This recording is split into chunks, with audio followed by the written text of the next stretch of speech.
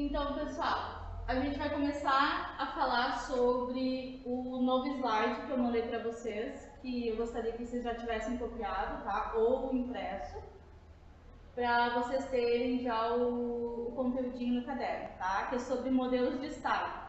Então, a gente já falou um pouco sobre o que é o Estado, eu trouxe as principais teorias, os principais conceitos. Trabalhei com vocês ali o conceito do Max Weber, né, que o Estado se define como o único que tem o monopólio da violência legítima, tá? E essa violência ela só é legítima se ela for praticada em duas situações pela polícia e pelas forças armadas, ou numa definição lá do Norberto Bobbio, né? E depois outras definições bem curtas do que seria o Estado. Então, as teorias sobre o Estado, elas são bem diversas, tá? O que a gente vai tentar entender agora? Que modelos de Estado que existiram, que existem, para a gente conseguir entender um pouco, então, quais as classificações, certo? Bom, o primeiro modelo de Estado, então, nós temos aqui o Estado absolutista, tá? Então, todos eles vão aparecer assim, eu coloco características bem gerais sobre cada um deles, para a gente conseguir, pelo menos, ter um pequeno conhecimento sobre cada um deles, tá? Então, nós temos Estado absolutista. O próprio nome já está descrevendo que modelo de Estado é esse, tá? É um modelo de Estado, então, que se caracteriza pela concentração do poder nas mãos de uma única figura que contém todo o poder, que tem o poder absoluto sobre o Estado. Então, não há nada acima do rei, do monarca nesse modelo de Estado, tá? Então, existe uma pessoa que é soberana, que ela controla a economia, a justiça e o exército. Aqui nós temos uma coisa, então, que nós não tínhamos antes da definição de Estado, antes de ter Estado, questão da unidade territorial, que agora eu preciso ter um determinado território, um determinado espaço onde eu vou exercer o meu poder. Porque tu imagina, antes de ter o Estado, antes de ter um território, até onde ia o poder de alguém? Não tinham fronteiras, então agora começa a se delimitar um determinado espaço, ó, então aqui eu vou mandar. Tá? Então, o poder, no caso do rei aqui, e até onde, lembra lá que eu falei da centralização do poder, quando eu estava falando do Norberto Bobbio? Tá? Então, o meu poder vai até onde eu controlo, né? Até onde vai aquele determinado território. Outra característica bem marcante do Estado absolutista é que não existe a separação entre o que é público e o que é privado. Por quê? Porque como o rei controla tudo, tá? Ele diz que tudo é dele. Tá? Então não tem, isso aqui é de vocês, isso aqui é meu. Tá? Uma das frases mais conhecidas para vocês identificarem, então, a questão do Estado absolutista, é o Rei Sol lá na França, que ele dizia assim: o Estado sou eu. Não existe nada acima do poder, então, de um monarca. O poder é absoluto. Então, isso aqui é o que caracteriza o Estado absolutista. Quando é que nós temos o fim do Estado absolutista? A gente marca o fim do Estado absolutista, ou pelo menos é um dos marcos, é a Revolução Francesa. Lembram lá? Que aí eles começam, o povo junto com a burguesia se indigna e eles começam a guilhotinar quem era da aristocracia e da nobreza. Com isso, eles invadem lá o Palácio de Versalhes, pegam o rei e a rainha e os filhos, levam para a França e lá, depois de alguns anos, se eu não me engano, até acredito que não foi muito rápido, eles decidem matar o rei. Para matar o que ele simbolizava. O que ele simbolizava? Ele simbolizava a monarquia absolutista, o Estado absolutista.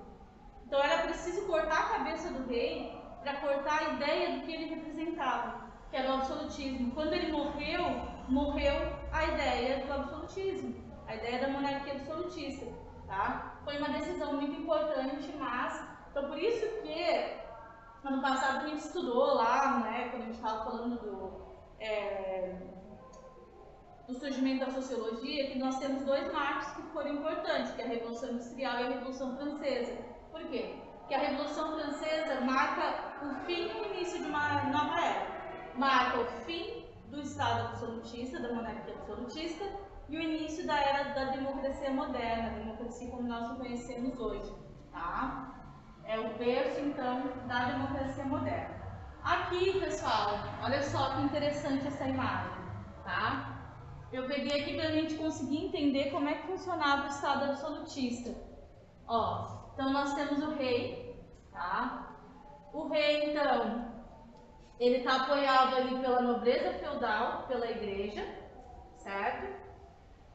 Aqui nós temos a burguesia e os artesãos, então, ó, pagam impostos.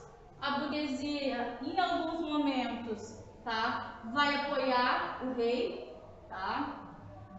Aqui está escrito, se eu não me engano, subordinados, eu não consigo, deixa eu ver se eu consigo. Sustentado. Tá bem ruim, né?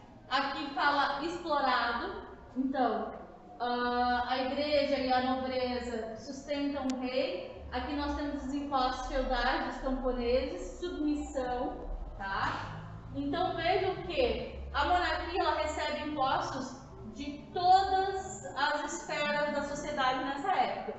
Aqui onde tem a linha em verde quer dizer dinheiro, né, ou impostos.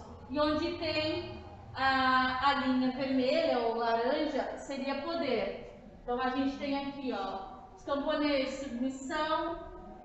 Aqui, esses é sustentados. Esse aqui apoio. Esse aqui é explorado.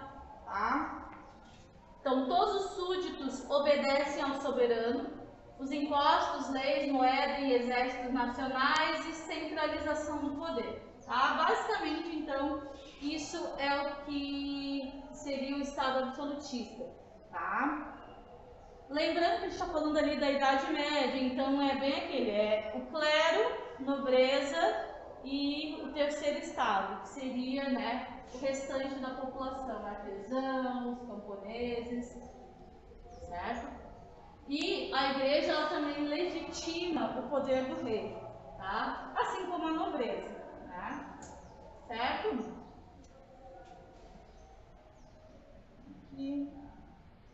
Estado liberal ou burguês, tá, gente? Vocês já devem ter ouvido essa palavra liberal, burguês já, né?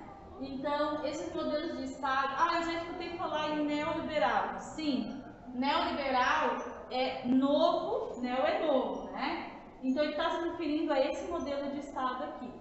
Tá? Depois eu vou falar sobre o neoliberalismo, mas para isso a gente precisa entender um pouco, primeiro, o Estado liberal. Então, nós temos alguns fundamentos principais, né, que são característicos desse modelo de Estado.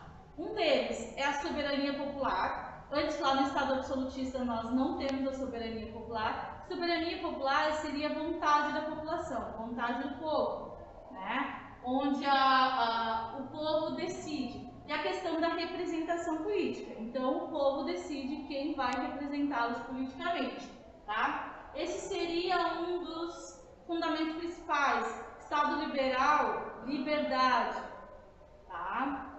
Principalmente liberdade econômica, mas liberdade também em outros sentidos. Liberdade política, liberdade individual, liberdade de propriedade.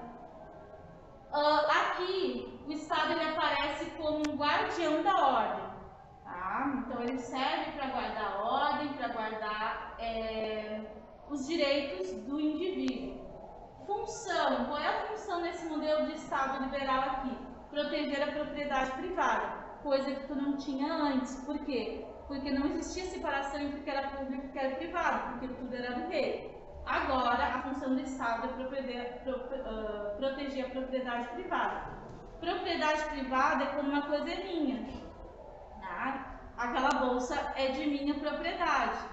Então, qual é o papel do Estado? Vocês sabem que vocês não podem mexer. Se um de vocês pegar e for maior de idade, principalmente, vocês vão responder criminalmente por ter roubado uma coisa, por ter furtado, sei lá, uma coisa que não era de vocês, era minha. Né? Então, mesma coisa se eu pegar uma coisa de vocês, uma coisa que é de propriedade de vocês, certo? Aqui Aqui, então, nós temos bem definida a separação entre o que é público e o que é privado, o que é nosso e o que é meu, o que é nosso ou o que é de vocês, tá? E também aqui nós temos a separação entre economia e política, coisa que nós não tínhamos no Estado absolutista. Porque como o rei controlava tudo, economia, política, justiça, etc., né? A vontade dele estava acima do mercado, acima da política, então ele controlava tudo. Aqui nós vamos ter uma separação entre o mercado vai ter regras próprias e a política também, e o Estado não deve interferir nisso aí, tá? Como eu coloquei aqui, ó, o Estado não intervém na economia. Essa é uma das premissas do Estado liberal, né? Consequentemente do liberalismo econômico. O Estado, gente, ele possui regras próprias, tá? O Estado não, o mercado possui regras próprias que o Estado não deve interferir. Então, aquela coisa, né, de lei da oferta e da procura, enfim, o Estado não pode dizer, isso aqui vai custar tanto. Não é o Estado que define esse tipo de coisa, é o próprio mercado. Então, por exemplo, agora, uma das coisas que a gente estava comentando, aliás, é que por que as coisas estão tão caras? Por que ninguém faz nada para baixar? Né? Uma das coisas é que o governo, teoricamente, tá? Existem algumas situações, ele não pode interferir na economia. Por quê? Porque o mercado possui regras próprias. O que acontece? A gente, né, com essa pandemia, muitos países deixaram de produzir coisas importantes. Né? Porque, enfim, o pessoal não estava indo trabalhar, lockdown e tal. Então, os países que estão produzindo, por exemplo, o Brasil, né, o que ele vai fazer? Ele tem um mercado externo, onde ele pode vender, sei lá, soja lá para os Estados Unidos e vão pagar ele em dólar, né? Quanto é que está o dólar? 5 e tanto, quase 6 reais. Ou ele vender aqui para dentro, né, o mercado interno, que ele vai pagar em real. O que ele vai fazer? Se ele conseguir, ele vai vender para quem está pagando mais. O Estado não pode chegar e dizer assim, ó, tu que é dono dessa empresa, tu vai vender para nós. Obrigar ele a fazer isso. Talvez tenha uma legislação lá que diga, ó, tu vai vender o mínimo pra gente, né? Então, por isso que tem certas coisas que a gente está pagando caro. Um dos motivos, né? Devem ter outros, como eu não entendo de economia, mas isso é uma coisa bem simples de entender. Que quem tem um negócio e tem a possibilidade de vender para o exterior, vai vender, né? Porque eles estão precisando lá e aqui, enfim, né? Como a economia está debilitada, enfim, né? Se eu tivesse uma empresa, provavelmente eu também tentaria vender para quem vai me pagar mais caro, né? Aliás, vai me pagar melhor, mais caro não, né? Então, é uma coisa simples de entender. Que dá mais lucro é por onde eu vou, o caminho que eu vou. O que a gente tem que entender é que o governo ele não tem como interferir nesse tipo de coisa, ele não pode mexer na economia. Tá? Claro que em algumas situações o Estado vai interferir, tá? Mas, inclusive, eu não sei dizer para vocês exatamente em que situações. Talvez possa mexer nos impostos, entre outras coisas. Por isso que, né, uma das coisas que faz a gente entender, a gente está pagando tanto na gasolina, a gente está pagando tanto no arroz, em outro na carne, tá? Porque o governo, ele não tem como chegar e dizer assim, não, eu vou tabelar o preço das coisas, tá? Não tem como fazer isso, tá? Então, o próprio Estado, a própria economia, ela se autorregula, certo, gente? Aqui, ó, eu trouxe uma imagem, tá, que eu tirei de um livro, que aqui é uma das coisas que caracteriza o Estado liberal, tá? O que acaba acontecendo? Aquele que tem dinheiro, aquele que é mais forte, como existe uma liberdade de negociação, de economia, ele vai acabar engolindo aqueles que são mais fracos. Mesma coisa do Congo aqui na volta. Pô, um mercadinho ali do lado do Congo tem como competir? Se um tiozinho botasse um mercado ali? Não, porque aí só entrar ali dentro do mercado, tu pega e compra, sei lá, 20, 30% mais barato. Né? Então, essa imagem aqui simboliza, ó, o Estado, com seus tentáculos engolindo, tá? Todo o resto, tá? Que acaba ali valendo a lei do mais forte, tá, gente? E o Estado não tem muito o que fazer e a gente que paga o preço, certo? Então tá.